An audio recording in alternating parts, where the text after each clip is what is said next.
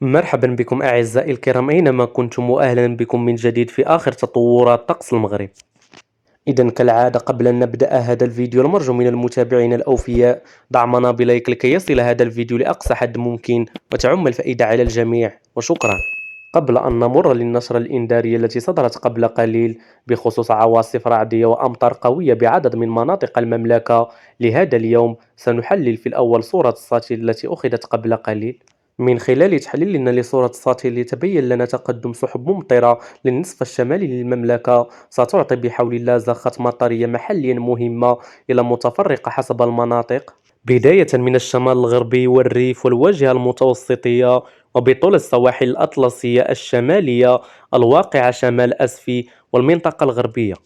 ولكي تتوغل هذه الأمطار بمشيئة الله خلال الساعات القليلة القادمة وبعد منتصف هذا اليوم لكل من مرتفعات الأطلسين المتوسط والكبير ومنطقة سايس والماس وهضاب الفوسفات والمناطق الوسطى الشمالية والمنطقة الشرقية. ما عدا هذا ستبقى السماء صافية إلى قليلة السحب بباقي ربوع المملكة.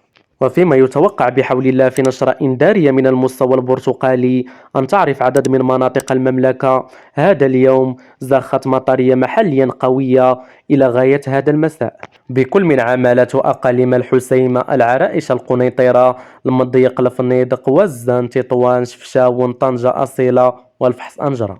وفيما ستعرف أيضا عدد من مناطق المملكة هذا اليوم وإلى غاية منتصف هذه الليلة هبوب رياح محليا قوية من المستوى البرتقالي بكل من أقاليم الحسيمة الصويرة ناظور تازة تورير تجرادة قرسيف دريوش وفيقيق، هذا فضلا عن بعض التساقطات الثلجية الضعيفة بقمم الأطلس المتوسط والريف.